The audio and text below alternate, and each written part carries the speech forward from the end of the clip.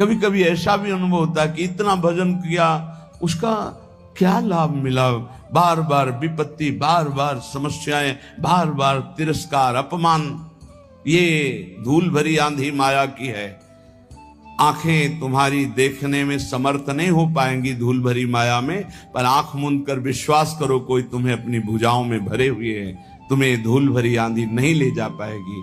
तुम इष्ट की कृपा पात्र हो, इसलिए धैर्य पूर्वक जैसी आज्ञा आचार्य की, शास्त्र की, गुरुजनों की, आंख मूंद के करो, मंगल होगा। विचार करने की जरूरत नहीं।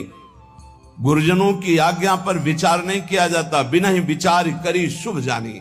तो जो हमारे आचार्य कह रहे हैं, इष्ट निष्ठा, प्रसाद निष्ठा, नाम निष्ठा, धाम निष्ठा, ये सब परम पद प्रदान करने वाले हैं। कल चर्चा में आखिरी में कहा, तुम्हें विश्वास है कि तुम्हें भगवत प्राप्ति होगी?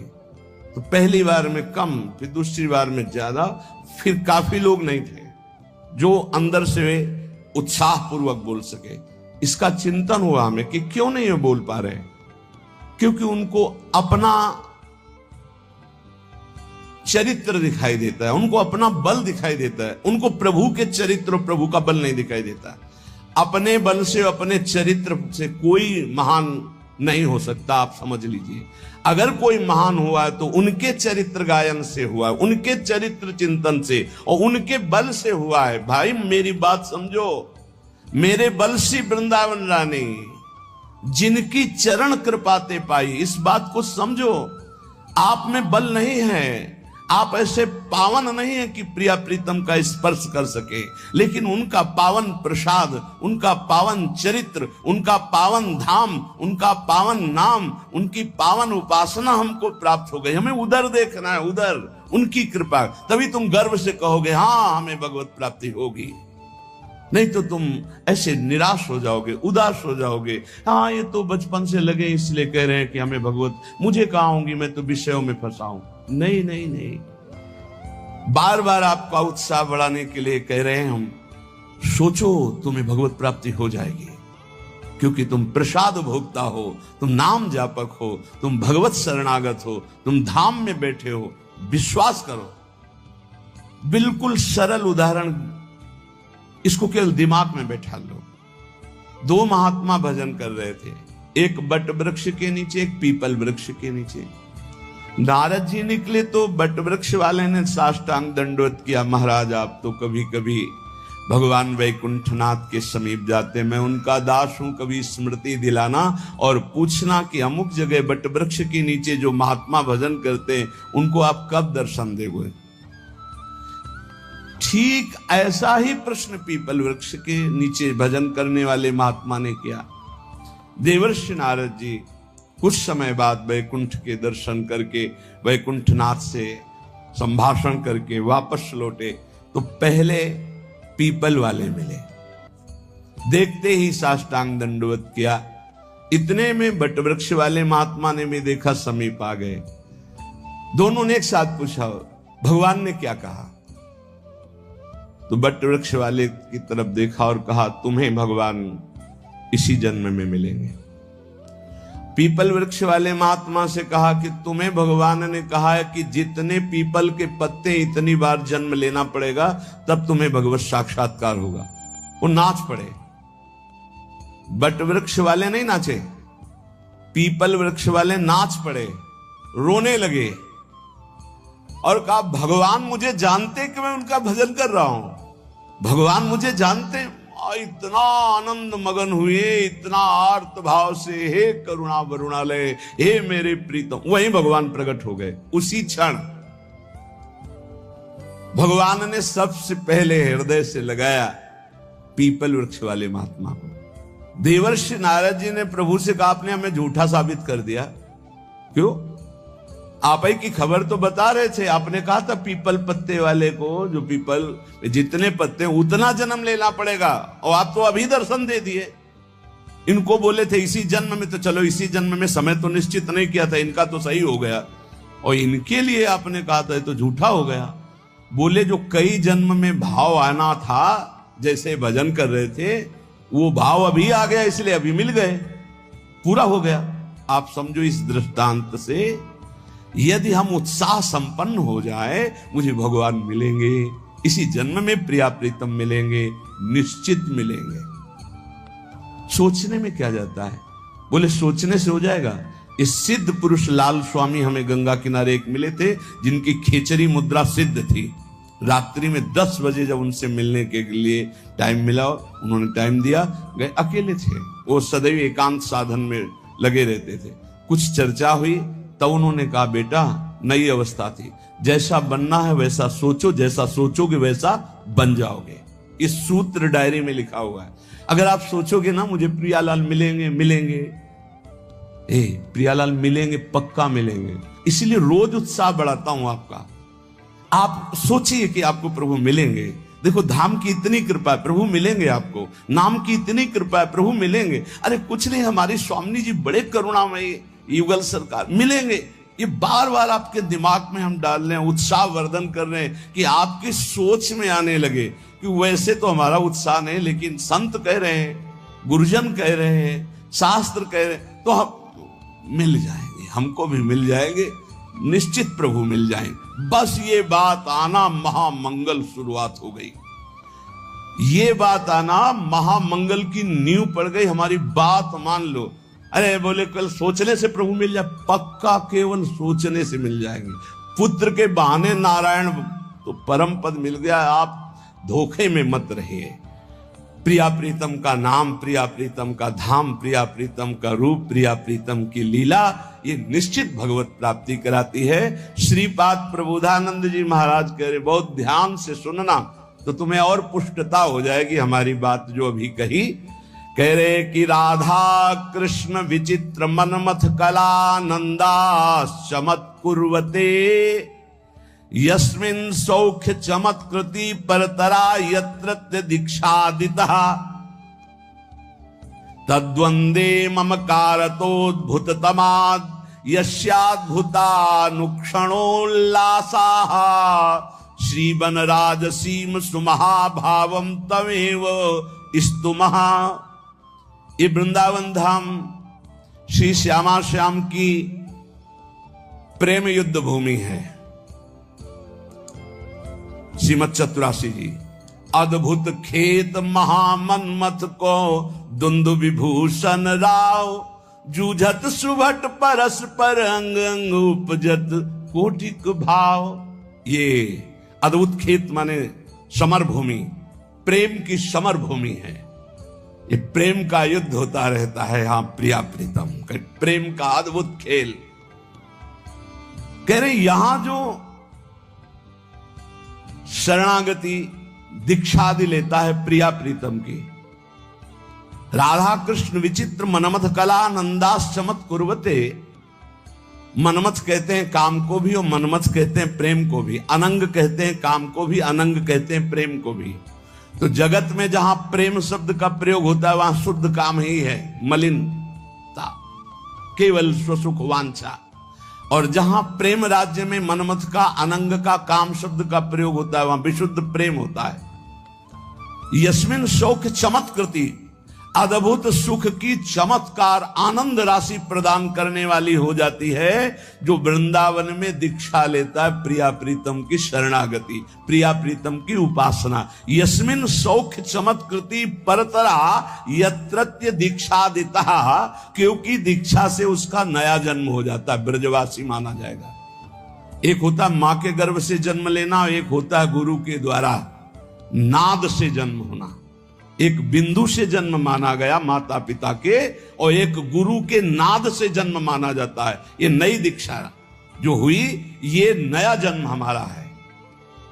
शिक्षा दीक्षा सांसारिक तो बहुत हो गई, ये जो प्रिया प्रीतम की शरणागति है, हम शुद्ध ब्रजवासी हो गए दीक्षा मात्र से। ये नया जन्म, विश्वास, देखो सारा खेल विश्वास का है। पीछे प्रसंग सुनाया चतुर्भुजदास जी की कथा में, एक जमींदार के यहां से चोरी करके, बहुत प्रवीण था वो, कोई साथी नहीं रखता था, अकेले ही चुरा लेता था। एक जहां हमारा पहले गुरु आश्रम था वहां एक थे, वो 20 टार्च रखते थे और इसका रहस्य कोई जानता नहीं था। अलग अलग छतों पे अलग अलग जगह से टार्च ऐसे लगाते जिससे लगता कि 20 लोग हैं, वो अकेले डकैती डाल के ले जाते थे। बड़े प्रवीण थे। जब वो मारे गए थे तो गंगा स्नान करके जा ही रहे थे तो 50 लोग, जैसे किसी पशु को घेरा जाता है ऐसे घेर के उनको, तो ऐसे उनके पीछे आदमी लगे। चतुर्भुजदास जी कथा कह रहे थे तो भाग करके उन्होंने सोचा यहां बच सकते हैं, तो भक्तों के बीच में बैठ गए। राज कर्मचारियों ने सोचा कि यहां चोर क्यों बैठेगा, तो उन्होंने सत्संग में कोई विघ्न ना पड़े इसलिए दूर से ही चले गए, पर वो मिला नहीं। उस समय प्रसंग चल रहा था। चतुर्भुजदास जी कह रहे थे जो श्यामा श्याम की शरणागति लेता है, दीक्षा लेता है, उसका नया जन्म होता है, पूर्व के सारे पाप नष्ट हो जाते हैं। ज्यादा पकड़ हुई नहीं, यही शब्द पकड़ पाए। सत्संग समाप्त हुआ, पास गए, कहा दंडवत महाराज, हम चोर हैं, सैकड़ों कत्ल किए, चोरी किए, डकैती किए, हमें दीक्षा दोगे? चतुर्भुजदास जी ने देखा कि इतनी सच्चाई से बता रहा है, हाँ क्यों नहीं, तुम्हें भी दीक्षा में। तो क्या हमारे सारे पाप नष्ट हो जाएंगे पूर्व जन्म के? हाँ पक्का। मेरा नया जन्म माना जाएगा? पक्का। कहा ठीक है, कुछ नियम?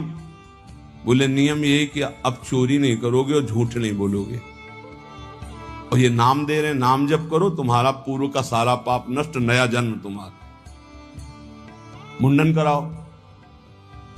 वो जो उनका विभत्स स्वरूप भयानक था, उस हटाकर 12 तिलक लगाए, मंत्र दिया। अब तो वो चौड़ी छाती करके घूमने लगा। राजकर्मचारी घूम ही रहे थे। जो जमींदार था उसने पहचान लिया, उसने कहा चोर है, तिलक विलक लगाए लिए है, तो वही चोर। बंदी बना लिया गया, राजा के दरबार में ले गए।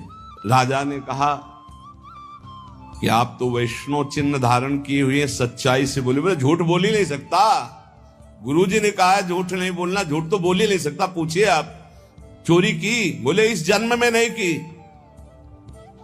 वो जो सेठ साहूकार जमींदार था, बोले चाहे जिसकी कसम खवा लो यही है, ये बाल मुड़वा डाला, तिलक लगाए है, कंठी बांधे, यही हम पक्का कह सकते हैं। वो कह रहा चाहे जिसकी कसम, उसने कहा इस जन्म में ही चोरी नहीं की।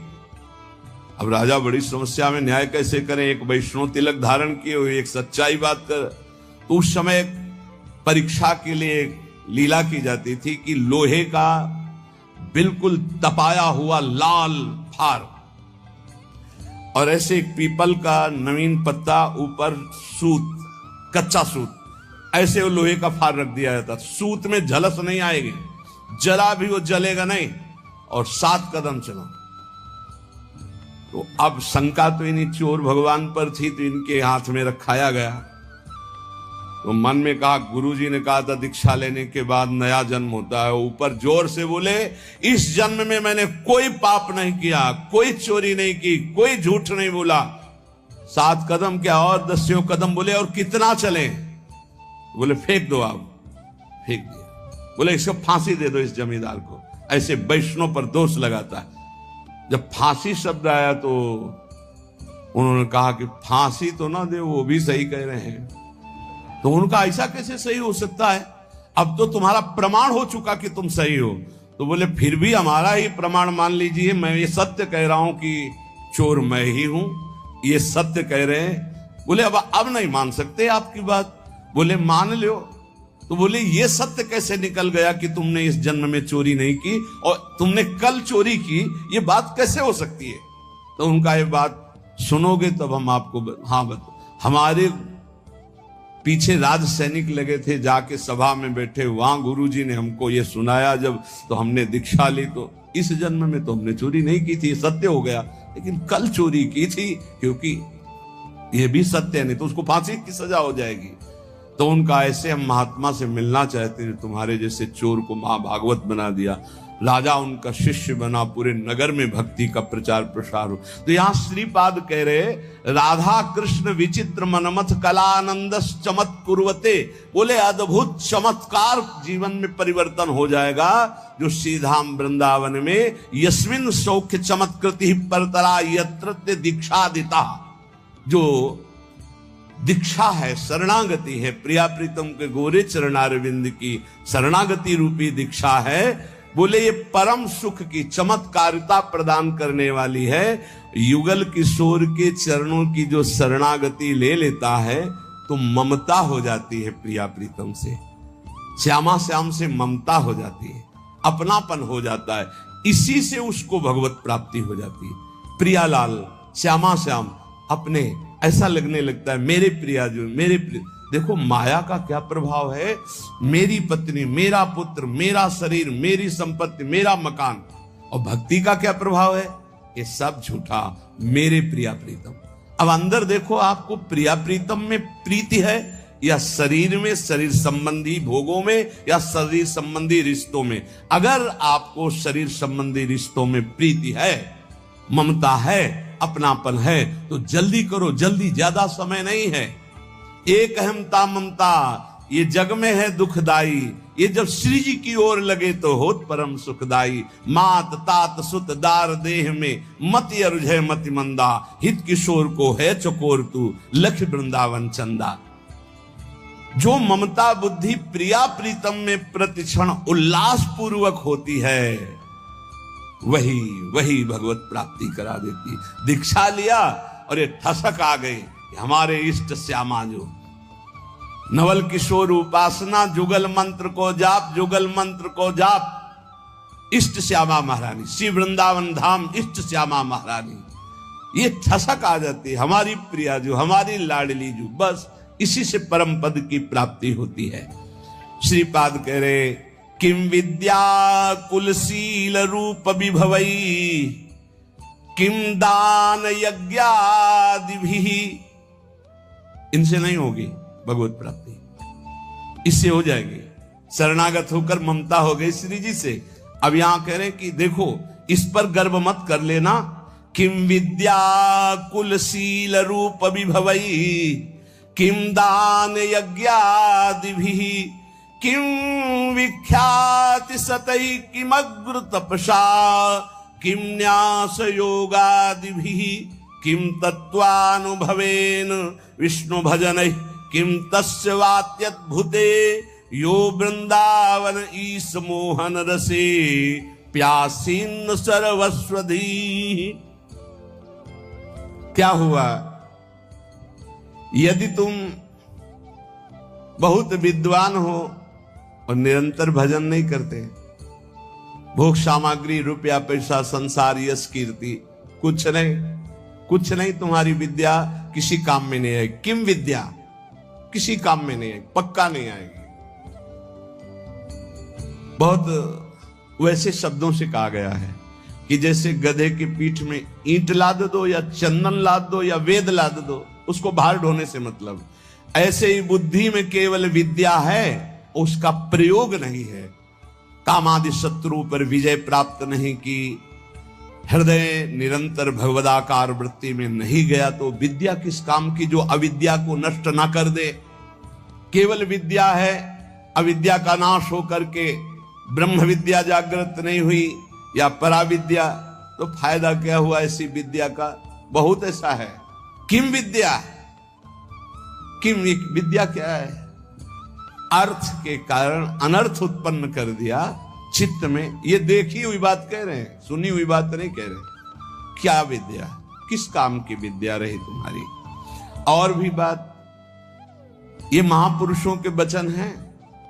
किम कुलम, बहुत ऊंचे कुल में तुम्हारा जन्म हुआ और भजन नहीं किया तुमने, भगवत आराधना नहीं की, तो तुम्हारा वो अहंकार तुम्हें नरक ही ले जाएगा, कुछ नहीं होने वाला उससे। ध्यान रखना, राजसु यज्ञ में महाभागवत सोपच की पूजा करवाई वाल्मीकि सोपच की। क्यों? क्योंकि जहां दैन्य है भगवत भक्ति वो सबसे बड़ा। अहोबत सोपच तो गरियान, यज्ञाग्ञे वर्तते नाम तोभ्यम, वो स्वपच भी सर्वश्रेष्ठ परम पूजनीय है जिसकी जिह्वा पर भगवान का नाम है। प्रहलाद जी ने कहा है कि सब गुणों से युक्त ब्राह्मण है और भजन नहीं करता, मनमानी आचरण, शास्त्र विरुद्ध आचरण, तो किम कुलम, क्या उससे प्राप्त हो जाएगा। तीसरी बात कह रहे, बहुत रूप है, बहुत वैभव है, बहुत शालीनता दिखाई दे रही, लेकिन भजन नहीं प्रभु का। चित्त वृत्ति को संसारिकता से हटाकर प्रभु में लगाते हुए अपने सांसारिक कर्तव्य का पालन करना भगवत प्राप्ति का हेतु होता है। नहीं तो कह रहे किम विभवई किम रूपम, ये तुम्हारा पद, तुम्हारा रूप, तुम्हारा वैभव किस काम में आएगा। अगर आपको लगता है कि पत्नी भजनानंदी है तो जीव अपने भजन के प्रताप से भगवत प्राप्ति करता है, पत्नी के भजन से नहीं। पति भजन करेगा तो पत्नी को तो, लेकिन पत्नी भजन करेगी तो पति को नहीं, ये ध्यान रखना। पाणी ग्रहण में नीचे हाथ होता है पति का, ऊपर पत्नी का होता है। आप भार ले रहे हैं इसलिए आपको हिसाब देना। अगर पत्नी भजन करेगी तो भगवान को प्राप्त होगी, आप भजन नहीं करोगे तो नरक को प्राप्त होगी, पक्की बात है। और आप भजनानंदी हो, पत्नी आपके प्रतिकूल आचरण करेगी तो वो नरक जाएगी, और अगर अनुकूल आपकी सेवा में भगवत भाव से लगी है तो उसका यही भजन उसको भगवत प्राप्ति करा देगा। सिद्धांत को समझना है। और ऐसा नहीं है कि जैसे कहा जाता है कि एक जन्म नहीं है तो 7 जन्म का बंधन है, नहीं कहा जाता बंधन। अरे 7 सेकंड का तो भरोसा नहीं। दुनिया में लाखों का मेला जुड़ा, हंसा जब जब उड़ा अकेला उड़ा। ये नहीं आएगा कि थोड़ा ये साथ ही विमान में बैठा ले, ऐसा नहीं होगा कि पतली पुत्र परिवार इस जगत के नाटक मंच पे है, जहां ये शरीर छूटा सबका अलग अलग हिसाब किताब अपना है। ऐसा थोड़ी कि जैसे एक लड़का लड़की प्यार का नाटक करके देखा कि नहीं मिल पाएंगे, बोले जहर खा लो तो जन्म जन्म के साथी बन जाएंगे। अरे सारे प्रेत बनोगे, नरक में जाओगे। जन्म जन्म क्या जानते हो जन्म जन्म। हाँ, एक बात हो सकती है, दोनों मिलकर डट के भगवान का भजन करो, भगवान से प्रार्थना करो तो दोनों भगवान के धाम में, जैसे हमारे गुरुदेव भगवान सहचरी बप्पू और उनके प्रसाद से अपने लोग, तो वहां सब पता चलता है मेरे गुरुदेव, जैसे अभी गुरुदेव भगवान वैसे वो उस समय भी गुरु रूपा सहचरी के हर समय साथ रहेंगे। हमारे साथ रहना है, वैसे ही आनंद लेना है तो श्यामा श्याम का भजन करो। एक ही साथ चलेंगे, एक ही जगह प्रोग्राम होगा और एक ही जगह बैठ के प्रसाद पाएंगे, एक ही इष्ट के साथ खेलेंगे। और क्या, इतनी बड़ी जगह है कि पूरा विश्व चला जाए तो भी जगह बनी रहेगी। और इतना बड़ा प्रताप है कि हर उपासक को यही अनुभव होता है कि मेरे प्रिया प्रीतम सामने दर्शन और सबको सेवा। सोचो, सबको सेवा। अरे बड़ा दिव्य, वो बुद्धि की बस की बात नहीं। श्यामा श्याम का भजन करोगे तो जिसके साथ रहना चाहोगे वो भी पहुंच जाएगा, वो साथ ही भजन करो दोनों। अगर पति पत्नी दोनों श्यामा श्याम का भजन करें तो दोनों सहचरी बप्पू से श्री जी की सेवा में पहुंच जाएंगे। पर ये बोध थोड़ी रहेगा कि ये पति पत्नी, गुरु शिष्य का तो बोध रहेगा, क्योंकि सच्चिदानंद में कि मेरी गुरु रूपा सहचरी है, ये बोध रहेगा, पहचान रहेगी। लेकिन वहां पति पत्नी सांसारिक संबंध नहीं रहेगा, पर रह सकते हैं दोनों वहीं श्री जी की सेवा में सखी स्वरूप से, या भगवत धाम में हरि पार्षद रूप से। तो कह रहे रूप विभव पद प्रतिष्ठा ये तुम्हें भगवत प्राप्ति नहीं कराएगी। नहीं, यही सर हो, भजन नहीं करोगे तो वहां थोड़ी सर माने जाओगे। नहीं, जब मुजरिम बना करके तुम्हें ले जाया जाएगा तो वहां साहब वाली थोड़ी मिलेगी। देवराजेंद्र के पद में है, त्रिभुवन के सर हैं, और फिसल गए तो सर्प बनाए गए। अब सर्प बन के वहां देवता थोड़ी उनको सर बोल रहे, नहीं नहीं, वो तो भूखे प्यासे तड़प रहे। कभी कोई फंस गया तो लील गए तो पेट का पोषण हुआ। महाराज नहुस इसलिए कह रहे कि रूप अभी भवई, बड़े रूपवान, बड़ा वैभव, बड़ा किस काम में आएगा। किसी बात का गर्व मत करो। जवान हो, रूपवान हो, बलवान हो, ये 4 दिन की चांदनी, फिर ऐसा समय आएगा कि अकेले उठकर सीढ़ी भी नहीं चढ़ पाओगे। जब हम हर चीज का मनन का स्वभाव रहा है, इसलिए ये जो महापुरुष कह रहे हैं उसे समझ। किम दानम, क्या तुम्हारे पास दान देने की सामर्थ्य? हर समय वासना का भूत चढ़ा रहता है, तू दानी, दानी तो हरि है, सबसे बड़े दाता, अनंत ब्रह्मांडों को दे रहे हैं, तुमको क्या दे दोगे? भगवान को क्या दे दोगे? बहुत विचित्र। और अगर बढ़िया दानी भी हो तो कोई खास बात नहीं, जरा सी बात बिगड़ गई तो गिरगिट बन के कुआं में पड़े थे महाराज नृग। ये दानियों में बड़े बड़े याज्ञिक को, बड़े बड़े तपस्वी जिस पद की पूजा करते हो देवराज इंद्र का पद है, वहां दुर्दशा क्या होती तुम्हें क्या पता। जब वैसे तो बहुत महिमा है, लेकिन जब देखो ना शास्त्रीय दृष्टि से तब पता चलेगा। इसीलिए श्रीपाद बोल रहे हैं, किम विद्या किम कुलम किम शील रूप विभवई किम दान किम यज्ञादि और किम विख्याति सतई। तुम्हारा बहुत यश है तो किस बात का? अगर भजन नहीं है, हो गया पुण्य प्रताप से यश होता है। पूर्व का पुण्य जो है वो यश फैलाता है। अगर वर्तमान में भजन नहीं तो वो खत्म हो जाएगा जाना। तो ऐसे ही जैसे हाइड्रोजन नहीं फ्यूज हो जाता है, ऐसे होते रहते हैं। पूरा विश्व जय जय जय, फिर उठा के नालियों में फेंक देते छवियां। अगर वर्तमान में भजन नहीं, वर्तमान में भगवद आराधना नहीं, तो पूर्व का जो तप और पुण्य संचय उससे वाह वाह होगी। और इसके बाद फिर चारों खाने चित्त।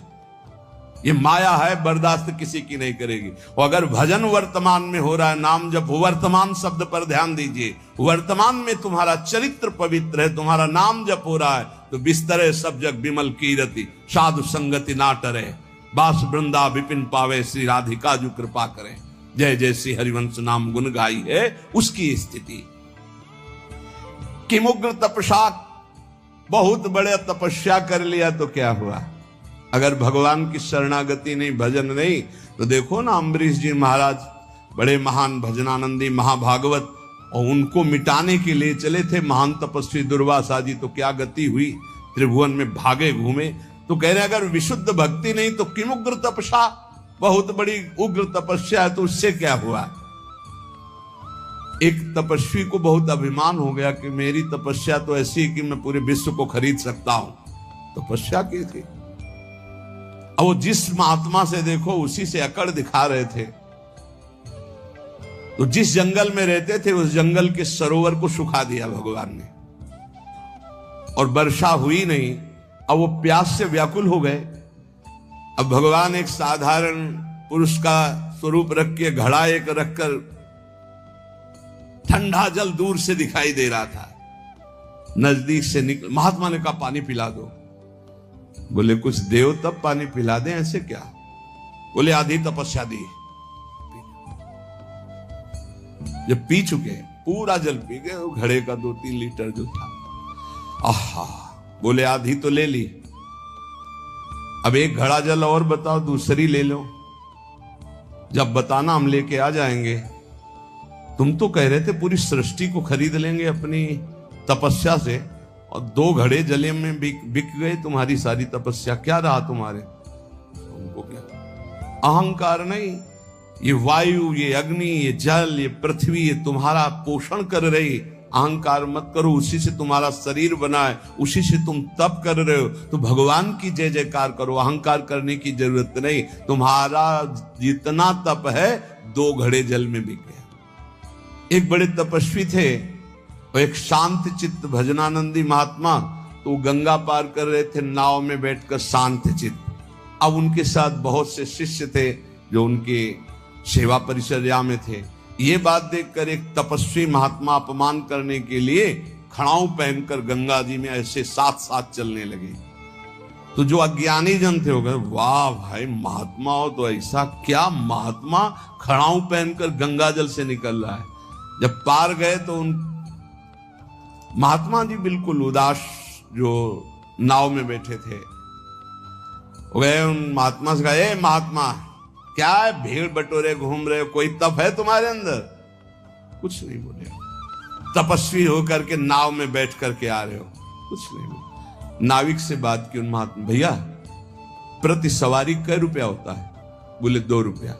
हम अपने शिष्यों से कहा सब गिन करके मेरा भी 2 रुपया दे दो। 2 रुपया दिया। जब सब चले गए तो उन महात्मा से कहा, रुको महात्मा, जिन गंगा जी को भगवान शंकर ने सम्मान के लिए अपने मस्तक पर रखा, उन गंगा पर पादुका से चलकर अपने तप के प्रभाव से सारे तप को नष्ट कर लिया। जो तूने सारे जीवन का तप नष्ट करके पार किया, वो 2 रुपए में पार कर लिया। वो 2 रुपए में पार। ये अगर तपस्या का अहंकार हो जाए तो 2 कौड़ी की तपस्या हो जाती है। श्रीपाद कह रहे हैं कि मुग्र तपसा और न्यास योगादि भी। और एक बात कह रहे हैं, क्या हुआ तत्व ज्ञान? तत्व बोध होना अलग बात है, क्या हुआ तत्व ज्ञान हुए? यदि भगवान से आपका चित्त नहीं जुड़ा तो तत्व ज्ञान बघार लो, केवल उससे कोई आत्मानंद की अनुभूति थोड़ी हो जाएगी। तत्व ज्ञान होना अलग बात है, तत्व बोध होना अलग बात है।